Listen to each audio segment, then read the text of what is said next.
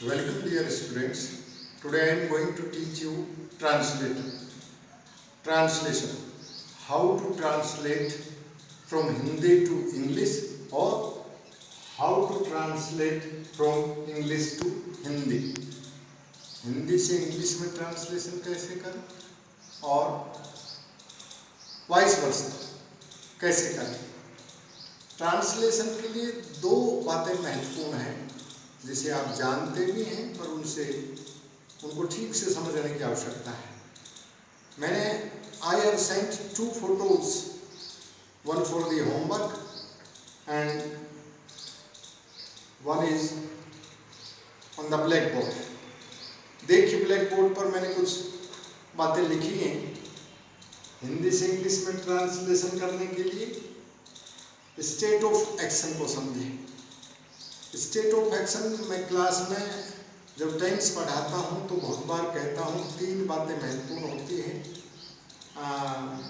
Time of action, कार्य का समय, प्रेजेंट की बात है, पास्ट की या फ्यूचर की है, और स्टेट ऑफ एक्शन, कार्य की दशा क्या है। तो ट्रांसलेशन के लिए कार्य की दिशा को समझना बड़ा आवश्यक होता है। कार्य की दशा 4 होती है। कार्य का होना, कार्य का जारी रहना, कार्य का पूर्ण कंप्लीट होना और कोई कार्य कब से या कितने समय से जारी है, जारी था, जारी रहेगा।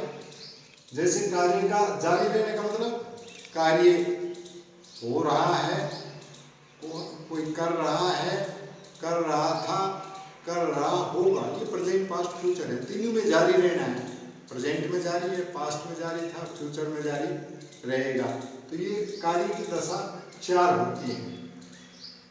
दूसरा, इंग्लिश से हिंदी में अनुवाद कैसे करें, क्योंकि आपको कॉम्प्रिहेंशन पैसेज भी आता है, हर क्लास में आता है और फ्रॉम क्लास 2nd 3rd से लेकर के वो RAS और IAS के एग्जाम में भी कॉम्प्रिहेंशन पैसेज आता है। 10th क्लास में भी आपके कॉम्प्रिहेंशन पैसेज सीन और अनसीन आते हैं, +2 में भी आते हैं, कॉलेज में भी आता है और प्रतियोगी परीक्षाओं में भी कॉम्प्रिहेंशन पैसेज जरूर आता है। तो पैसेज को हम समझ नहीं पाते, या तो 2 चीज़ें हैं, उसका हमें ट्रांसलेशन नहीं करना आता है, ट्रांसलेट नहीं कर पाते हैं। तो ट्रांसलेट कैसे करें इसकी बात आज मैं आपको बता रहा हूँ कि ट्रांसलेट कैसे करें। आप जानते हो टेंस में 12 फॉर्म्स होते हैं, 4 प्रेजेंट की, 4 पास्ट की और 4 ही फ्यूचर की होती है। तो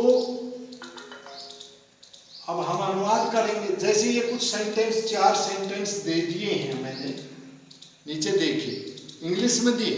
इंग्लिश का हिंदी में ट्रांसलेशन कैसे करें, तो वर्ब की फॉर्म को पहचानो।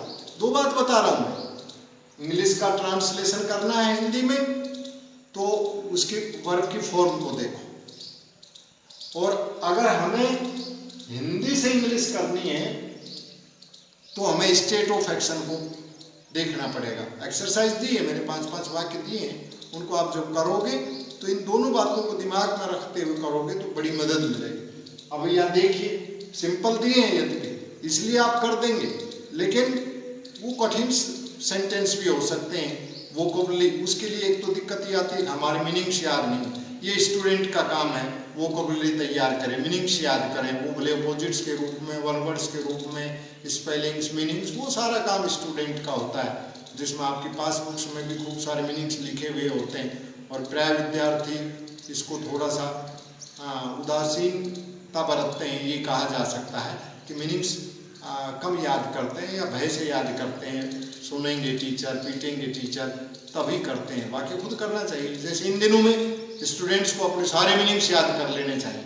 अब स्कूल नहीं लग रहे, 21 सितंबर से शायद लगेंगे, तो तब तक सारे इंग्लिश विदेशी लैंग्वेज है तो उसमें वोकैबुलरी की दिक्कत आएगी। तो हम क्यों ना इन दिनों में बैठे बैठे सारे मीनिंग्स को याद कर लें, लेकर के बुक, पासबुक या टीचर से मदद लें। अब आप देखिए, मैं ये कह रहा था ट्रांसलेशन करें।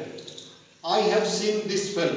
अब ये चूंकि इंग्लिश में सेंटेंस है तो इसमें ये वर्ब देखनी पड़ेगी, कौन सी फॉर्म है। हैव सीन, हैव हैज के बाद 3rd फॉर्म है, प्रेजेंट परफेक्ट है, और प्रेजेंट परफेक्ट में जो कार्य पूर्ण हो चुका है, जो कार्य कर चुके हैं, ये सबको पता है, ये परफेक्ट टेंस है। थर्ड फॉर्म होती है वो परफेक्ट टेंस में आती है, और परफेक्ट टेंस होता है कार्य का पूरा होना। बस इसी फॉर्म को देख करके हम समझ गए कि कार्य पूर्ण होने वाला है। I have seen this film, मैं इस फिल्म को देख चुका हूँ, मैं ये फिल्म देख चुकी हूँ, या मैंने ये फिल्म देख ली है। इसका अनुवाद हो गया। कब कैसे हो गया? वर्ब की प्रेजेंट परफेक्ट टेंस है, ये देख लिया। परफेक्ट टेंस का मतलब है कार्य का पूर्ण होना, अनुवाद हो गया। अगला देखिए, she is waiting for you. अब ये भी वर्ब की फॉर्म को देखिए, is am are plus verb के आईएनजी, प्रेजेंट कंटिन्यूअस है, और प्रेजेंट कंटिन्यूअस टेंस का प्रयोग कार्य का जारी रहना बताता है, कौन क्या कर रहा है। तो she is waiting for you, वह आपका इंतजार कर रही है। अब वेट का मीनिंग किसी को याद नहीं आया तो फिर वो नहीं कर पाएगा, लेकिन वो ये अंदाज लगेगा कि वह वेट कर रही है, इतना तो कर ही लेगा, वह आपका वेट कर रही है। वो वेट करना वजन करना होता है या इंतजार करना होता है, ये आप जाने। आपने उसका गलत अर्थ ले लिया। वेट माने तो वजन होता है, और वेट माने वजन करना भी होता है, वर्ब भी है और नाउन भी है। यदि आपने उसका अर्थ गौर नहीं किया, स्पेलिंग वेट की अलग स्पेलिंग होती, उच्चारण एक जैसा है लेकिन स्पेलिंग अलग अलग है। ये होमोफोन्स भी होते हैं जिनका उच्चारण एक सा होता है, स्पेलिंग अलग होती है, ये भी आप देखते हैं। तो she is waiting for you, वह आपका इंतजार कर रही है। ही मेक्स गुड स्केचेस, ये प्रेजेंट सिंपल है, फर्स्ट फॉर्म या उसके ऐसे ऐसे जो काम हम करते हैं, जो काम करते हैं, रोज करते हैं, हमेशा करते हैं, ट्राई करते हैं। शी मेक्स गुड स्केचेस, वह अच्छे स्केच बनाता है। I have been teaching English since 1980, कोई कार्य जारी तो है, आईएनजी लगा हुआ है, लेकिन इससे पहले इज एम आर नहीं है, जैसे इसमें इज एम आर है तो हैव हैज बीन है, हैड बीन है, विल हैव बीन है, और फिर वर्ब के आईएनजी है। ये परफेक्ट कंटीन्यूअस है, बीन प्लस वर्ब के आईएनजी, कंटीन्यूअस नहीं है, परफेक्ट कंटीन्यूअस। आईएनजी इसमें भी लगता है मेन वर्ब के। तो इसमें सिंस कोई कार्य कब से जारी, कब से जारी, कितने समय से जारी, कब से जारी, कब से पढ़ा रहा हूं, सिंस 1980 से पढ़ा रहा हूं। इसका अर्थ हिंदी अनुवाद क्या होगा? मैं 1980 से इंग्लिश पढ़ा रहा हूं। इसमें पढ़ा रहा हूं नहीं, 80 से पढ़ा रहा हूं। तो इसमें पढ़ा रहा हूं, मैं इंग्लिश पढ़ा रहा हूं, आई एम टीचिंग इंग्लिश, ये तो प्रेजेंट कंटिन्यूअस होगा। और मैं आधे घंटे से पढ़ा रहा हूं, तो यहाँ आई एम टीचिंग नहीं होगा, I have been teaching English for half an hour. कब से पढ़ा रहा हूँ, कितनी देर से पढ़ा रहा हूँ, वो परफेक्ट कंटिन्यूअस होता है। और कोई काम कर रहा हूँ, ये कंटिन्यूअस है। तो मैं ये कहा कि आपने को ट्रांसलेशन करना है तो वर्ब की जो फॉर्म है उसको पहचानो, उसके आधार पर होगा। और यदि आपको हिंदी से इंग्लिश में ट्रांसलेशन करना है तो कार्य की दशा को पकड़ो। कार्य का होना है, इसका मतलब सिंपल टेंस आएगा। कार्य का जारी रहना है तो कंटिन्यूअस टेंस आएगा। कार्य का पूर्ण होना, कंप्लीट होना है तो परफेक्ट टेंस आएगा।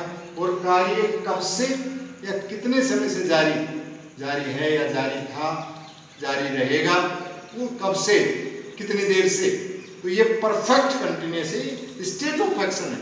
तो हिंदी से इंग्लिश में ट्रांसलेशन करने के लिए स्टेट ऑफ एक्शन को पकड़े। जो उदाहरण मैंने एग्जाम्पल दिए होमवर्क के लिए, उनमें दोनों तरह के दिए हैं। आप गौर करेंगे थोड़ा सा तो कुछ समझ में आएगा, और अगर नहीं भी आया तो अगले दिन मैं उन्हीं के बारे में कल आपको या एक दिन छोड़ करके फिर बताऊंगा। पर आप एक्सरसाइज जरूर करें तो आपकी जो समस्या है कि हम ट्रांसलेट नहीं कर पाते हैं, उसका समाधान होगा, निश्चित रूप से होगा। लेकिन वो तभी होगा जब आप खुद भी करके देखेंगे। पेरेंट्स भी इसको समझ सकते हैं और पेरेंट्स भी अपने बच्चों की मदद कर सकते हैं ट्रांसलेशन में। ये दो महत्वपूर्ण बातें सर ने बताई है कि अगर हिंदी इंग्लिश का हिंदी में अनुवाद करना है तो वर्ब की फॉर्म को देखो, और हिंदी से इंग्लिश बनानी है तो स्टेट ऑफ एक्शन को समझो। कार्य की दशा 4 होती है, वर्ब की फॉर्म 12 होती है। तो पेरेंट्स भी बच्चों की मदद कर सकते हैं। Thank you. आज के लिए मैं इतना ही लेता हूँ, फिर कल इनका जो एक्सरसाइज दी है उसको समझाऊंगा। ओके।